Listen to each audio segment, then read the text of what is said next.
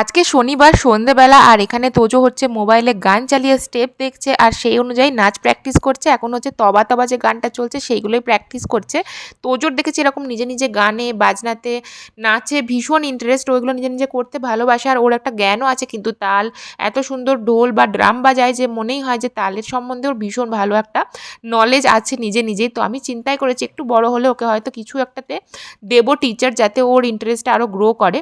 তারপরে আজকে যেহেতু ছুটির দিন উজ্জ্বল বেরিয়েছিল আর সেখানে রাজস্থানী একটা দোকান থেকে নিয়ে এসেছিল গরম গরম সিঙ্গারা আর তার সাথে ধোকলা। ধোকলা আমি অনেকদিন আগে ছোটোবেলায় খেয়েছিলাম, তখন ভীষণ ভালো লেগেছিলো। তারপরে এইবার এখানে এসে ট্রাই করছি।